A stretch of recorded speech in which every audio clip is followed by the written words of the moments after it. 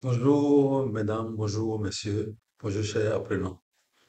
Je vais vous entretenir sur le module relatif à la prévention et contrôle des infections et entraînement digne et sécurisé dans le contexte des urgences de santé publique. Il s'agit d'une présentation de la Task Force PCI. Comme objectif d'apprentissage, les apprenants que vous êtes seront capables à la fin de la présentation d'expliquer ce qu'est la prévention, contrôle des infections et son importance. Savoir quelles sont les précautions standards, mettre en place les précautions complémentaires et décrire les étapes essentielles des enterrements dignes et sécurisés. Pour cela, nous allons vous soumettre le plan suivant, une introduction. Et en première partie, nous allons parler de la prévention et le contrôle des infections, ainsi que son importance. En deuxième partie, comment se propagent les infections. Troisième partie, nous allons faire une petite introduction aux précautions standards. Et quatrièmement, les précautions complémentaires vont être détaillées. Nous allons terminer la présentation par les entraînements dits et sécurisés ainsi que la conclusion. Alors, en introduction, il faut dire qu'au cours des urgences de santé publique de portée nationale ou internationale, la PCI ou prévention des contrôles des infections est un pilier important à raison du risque de propagation de la maladie. La mise en place des mesures vigoureuses vont contribuer à limiter la morbidité et la mortalité. La protection du personnel de santé, des patients et de la communauté nécessite une qualité de soins et une prise en charge des dépôts irréprochables. Qu'est-ce que la prévention et le contrôle des infections ainsi que son importance? La PCI se réfère aux politiques et procédures utilisées dans le but de minimiser les risques de transmission des infections. Elle s'applique aussi bien dans la lutte contre les infections associées aux soins IAS, dans la lutte contre la résistance aux antimicrobiens RAM, que lors des urgences de santé publique, par exemple des maladies à potentiel épidémique, MPE. Le but de la PCI est d'assurer la protection des personnes vulnérables au risque d'attraper des infections lors des soins et dans les établissements de santé ou en dehors. Un autre but aussi est de protéger à la fois le personnel, les patients, la famille et la communauté. Comment se propagent donc les infections? À travers ce qu'on appelle la chaîne de transmission. Vous voyez des anneaux qui illustrent cette diapositive. Et la chaîne de transmission est composée de l'agent pathogène, du réservoir, de la porte de sortie, du mode de transmission, la porte d'entrée et l'os susceptible. Pour qu'une infection se propage, tous les liens là doivent être connectés. Briser un de ces liens arrêtera la transmission de la maladie.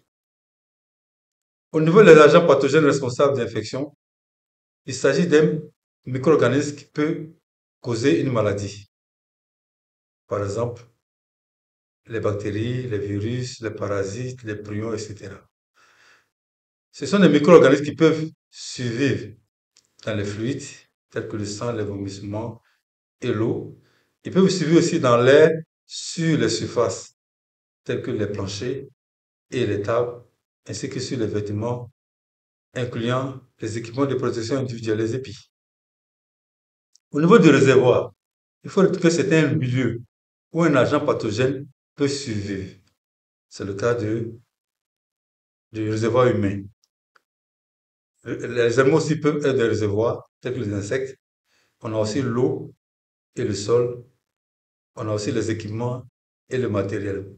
Par exemple, le matelas, les stéthoscopes. Nous allons mettre l'accent sur le réservoir humain. Il y a trois types de réservoirs humains. Il y a d'abord les personnes malades qui présentent les signes et les symptômes de la maladie. C'est le cas de la grippe. On a aussi les personnes porteuses qui sont infectées mais qui ne présentent aucun signe ou symptôme. Elles peuvent transmettre pourtant la maladie à d'autres personnes. C'est le cas du VIH au début. Il y a enfin les personnes colonisées, qui sont des personnes porteuses d'un agent infectieux, mais qui n'ont pas d'infection. Elles peuvent transmettre l'infection à toute personne. Par exemple, les staphylocoques dorés multirésistants. Comme port de sortie des agents pathogènes, nous avons le système respiratoire, le système gastro-intestinal, le liquide biologique, les liquides biologiques tels que le sang, le système génito-urinaire et aussi les ports d'entrée cutanés, les ports de sortie cutanés. Les modes de transmission, il y en a trois essentiellement. Donc, l'agent pathogène se déplace d'un réservoir à un autre par, premièrement, contact. Il s'agit de contact direct ou indirect par la propagation par le toucher. Par aussi les gouttelettes. C'est la propagation par des petites ou de grosses gouttelettes. Par exemple, le cas des méningites. Il y a un mode de transmission aussi aérien, par la propagation par des micro-gouttelettes. C'est le cas de la tuberculose, la varicelle et la rougeole. Alors, les pathogènes se déplacent aussi d'un réservoir à un autre à travers ce qu'on appelle un véhicule commun. Donc, il y a transmission indirecte par le matériel contaminé. Ça peut être l'eau, la nourriture, les surfaces, etc. Mais aussi par les vecteurs. Donc, transmission par les insectes tels que les moustiques, les mouches, les tiques et autres invertébrés. Concernant le mode de transmission par contact, c'est lorsqu'on manipule un malade ou bien ses souillures, les liquides biologiques et corporels. Lorsqu'on manipule aussi un cadavre, un animal mort ou malade dans la forêt et par contact direct, y compris sexuel, avec un cas suspect. La porte d'entrée, c'est du mécanisme par lequel l'agent pathogène pénètre dans l'autre. On a le système respiratoire supérieur, le système gastro-intestinal, les liquides biologiques tels que le sang, le système génito-urinaire et les voies cutano-muqueuses. L'os susceptible, c'est toute personne à risque d'être infectée par une maladie. Donc, on a comme catégorie de personnes à haut risque d'infection. Il s'agit notamment des femmes enceintes, des enfants prématurés ou enfants malnutris, les patients immunodéprimés, les patients diabétiques, les patients opérés. Comment faut-il briser la chaîne de transmission? À travers la mise en place de ce qu'on appelle les précautions standards. Une fois que ces précautions standards sont mises en place, vous voyez que nous allons briser la chaîne de transmission.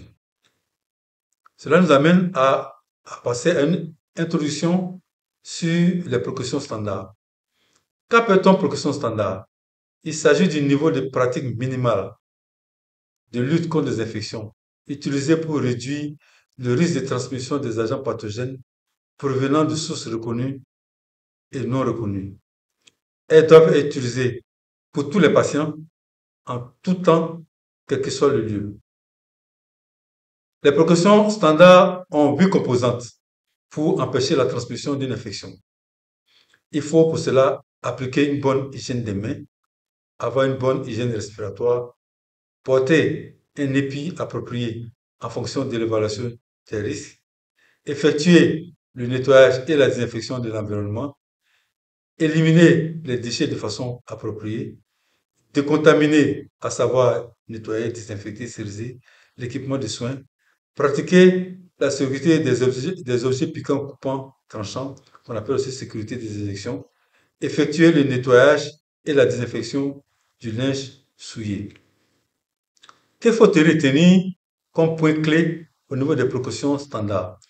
Il faut se laver les mains à l'eau courante et au savon et se frictionner les mains avec une solution hydroalcoolique. Ne jamais utiliser la solution hydroalcoolique sur des mains visiblement sales ou mouillées. Utiliser de l'eau chlorée à 0,05% est acceptable si d'autres produits ne sont pas disponibles pour l'hygiène des mains. Pratiquer le principe de base, les principes de base de l'hygiène, de l'entretien des locaux et des surfaces. Toujours procéder de la zone la plus haute à la zone la plus basse et de la zone la plus propre à la zone la plus sale. Toujours nettoyer avant de désinfecter une surface ou un matériel réutilisable de soins. Pratiquer la technique de 3 seaux dans l'ordre suivant. Un seau pour le nettoyage, un seau pour le rinçage et un seau pour la désinfection des locaux.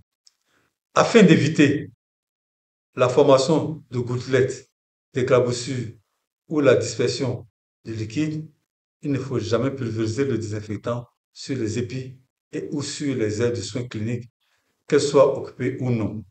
Il faut toujours vider les eaux usées avec ou sans chlore et les liquides biologiques dans la latrine des patients, dans un vidoir ou dans une fosse dédiée. Il faut utiliser un flacon de médicaments et du lin stérile à dose unique chaque fois que c'est possible.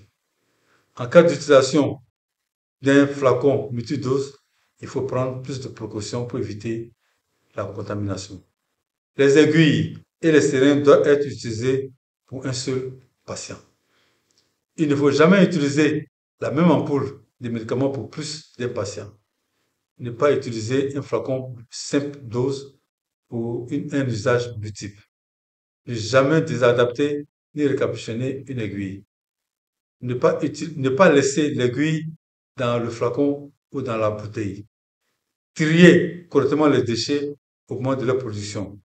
Les déchets ménagers dans une poubelle munie de sachets noirs, les déchets infectieux dans une poubelle munie de sachets jaunes ou rouges, les déchets piquants ou points tranchants dans une poêle de sécurité. L'incinération et la banalisation sont les moyens de destruction des déchets et du matériel non réutilisable affecté. Concernant les précautions complémentaires, qu'on appelle aussi précautions additionnelles ou supplémentaires, alors, quand est-ce qu'il faut mettre ces précautions-là en place? Les précautions complémentaires s'appliquent chez les patients qui sont soupçonnés ou qui ont une infection confirmée pour un agent pathogène hautement transmissible. C'est le cas de la COVID et de la maladie du choléra.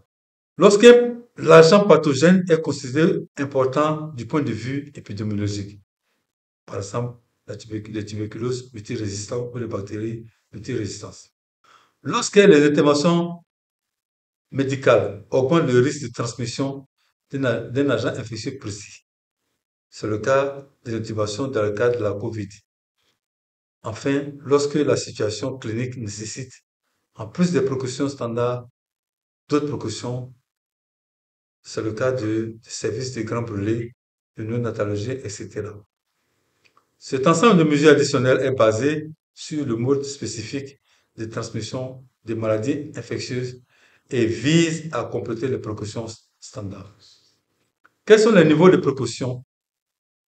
On a d'abord les précautions standards qu'il faut maintenir en tout temps et en tout lieu de façon permanente afin d'éviter la transmission des infections. Une fois que la transmission est faite, pour éviter que le germe se propage, il faut mettre en place la propagation, les précautions complémentaires. Les activités liées aux précautions complémentaires sont l'isolement, l'affichage et la note dans le dossier, le port des épis, le matériel et équipement dédié à la zone d'isolement et les autres mesures de nettoyage, le transport et le déplacement du patient ainsi que la communication. Classification des précautions complémentaires. Les précautions complémentaires peuvent être classées en trois grandes catégories. Les précautions de contact. Covid, maladie à virus Ebola, fièvre Lassa. Les précautions de gouttelettes. Covid-19, méningite, par exemple. Et les précautions complémentaires aériennes, tuberculose et rougeole. Certaines infections peuvent nécessiter une combinaison de plusieurs catégories. Par contact et gouttelettes, par exemple, dans le cas de la COVID. Quand faut-il choisir les précautions de contact? Lorsqu'un patient est connu ou suspecté d'être infecté ou porteur d'une maladie transmissible par un contact avec le patient ou son environnement et ou son équipement. Les mesures à mettre en place dans le cas des précautions de contact. Mettre une affiche sur la porte. Mettre une note dans le dossier. La chambre d'isolement doit être individuelle de préférence, mais pas obligatoire. Avant d'entrer en contact avec le patient ou son environnement, il faut effectuer l'hygiène des mains, mettre les gants et la blouse. Immédiatement après le contact avec le patient et ou son environnement, il faut suivre les séquences de retrait des épis et il faut effectuer l'hygiène des mains. Le matériel tel que les thermomètres, les stéthoscopes, les tensiomètres, les glucomètres carreaux, etc., doit être dédié à la zone d'isolement.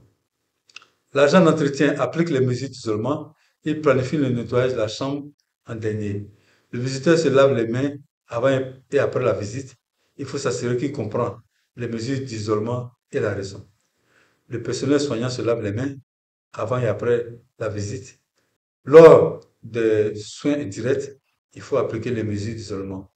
L'agent ne doit pas prendre soin des autres patients qui sont hors de la zone d'isolement. Lors du transport du patient, il faut aviser le service de réception. Le patient se lave les mains et est recouvert d'un drap propre, notamment dans le pansement étanche si l'infection est cutanée.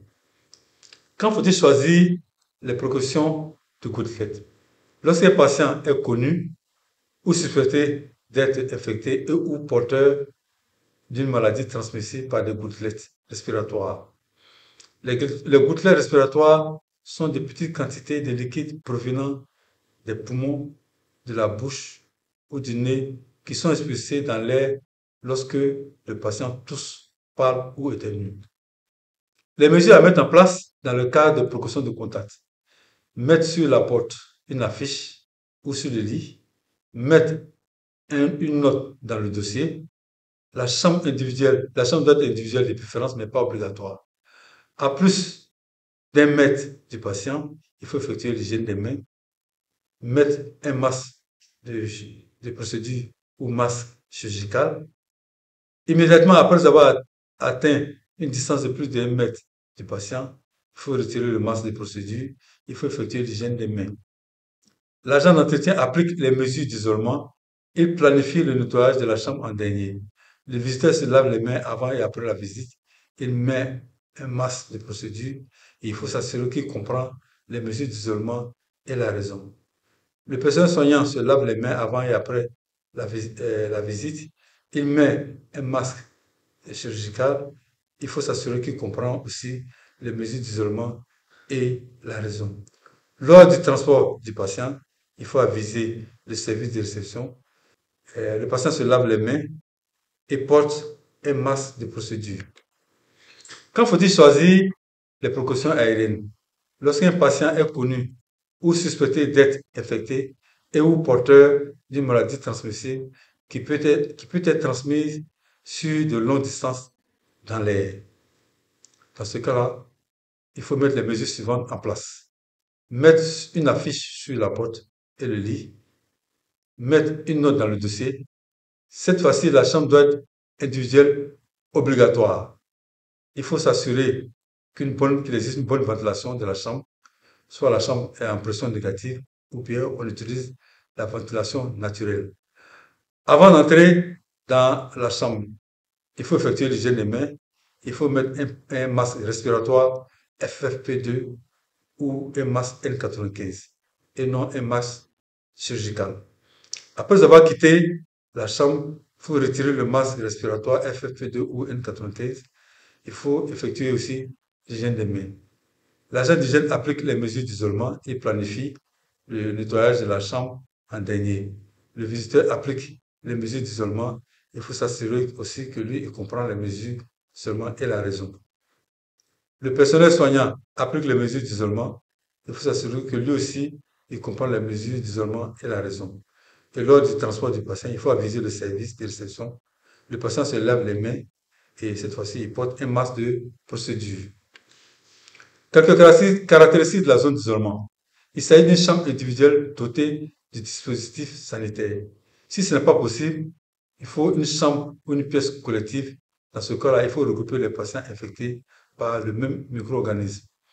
Pour cela, il faut augmenter la distance entre deux patients. Il faut utiliser un séparateur lavable portatif. Si l'environnement n'est pas bâti, il faut prévoir les commodités telles que la station de lavage des mains, les bassins, le noir, etc. Il faut disposer dans la zone d'isolement de fournitures telles que le savon, l'eau propre, la solution hydroalcoolique, le lit, le bassin, urinoir, les poubelles, la boîte de sécurité, etc.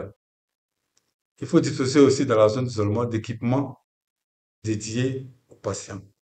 Et cela se fait en fonction du type d'isolement. Il faut identifier un espace pour mettre et retirer les épis dans la zone d'isolement. Quels sont les points clés à retenir concernant les précautions complémentaires? Les produits et matériels pour isolement doivent être conservés et utilisés uniquement en isolement. Décontaminer le matériel réutilisable avant chaque utilisation et avant de le retirer de la zone d'isolement. La zone d'isolement doit toujours être nettoyée et désinfectée en dernier. Respecter scrupuleusement les procédures du port et du retrait des épis. Limiter les déplacements du patient hors de la pièce à des fins uniquement médicales. Il faut informer dans ce cas-là le brigadier et le service receveur. Il faut manipuler et éliminer tous les déchets avec soin car ils sont tous infectieux. Concernant les enterrements dignes et sécurisés, il faut comprendre qu'au cours des gestions de santé publique, la propagation des germes par contact avec les malades, leurs proches, y compris après la mort, met en péril les liens entre individus, entre communautés et avec les intervenants du système de santé qui sont mis à leur service. Il importe donc d'inhumer de manière sûre les corps des personnes venant à mourir durant les flambées de ces maladies. Il faut donc trouver un juste équilibre entre la sécurité biomédicale et les besoins culturels, religieux, sociaux et personnels des familles et des communautés endeuillées. Quelle est l'importance de l'enterrement digne et sécurisé? Les rites funéraires tels que pratiqués en Côte d'Ivoire entraînent une manipulation des corps par des proches parents, amis du défunt.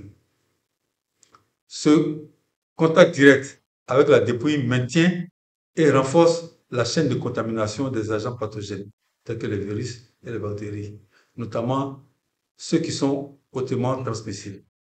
Ces croyances et pratiques se heurtent souvent aux règles de biosécurité pour la gestion des corps, d'où l'importance d'une forme d'enterrement acceptée par la communauté et qui respecte les règles de prévention et contrôle des infections. Quels sont les principes de l'enterrement digne et sécurisé? Au niveau de la dignité, il s'agit du respect du défunt, de ses proches, ainsi que de la communauté et de la tradition. Il faut travailler avec les leaders religieux, coutumiers et la famille du défunt sur l'adaptation de certains rites funéraires afin de les rendre compatibles avec les normes de sécurité, de biosécurité. Au niveau de la sécurité, il s'agit du respect de biosécurité.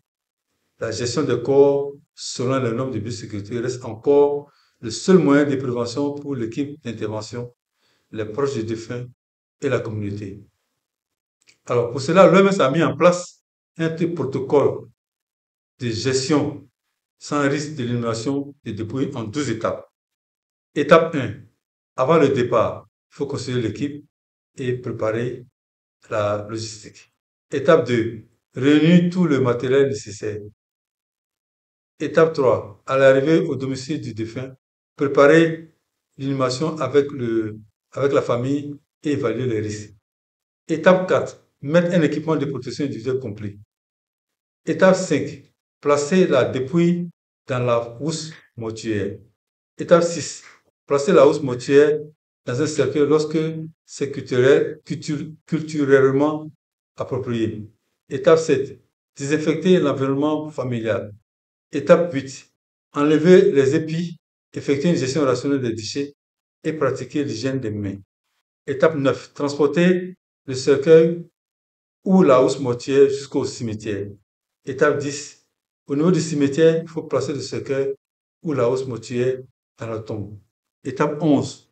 Toujours au cimetière, permettre aux membres de la famille et de la communauté de prier. Enfin, étape 12. Retour à l'hôpital ou au quartier général de l'équipe d'intervention.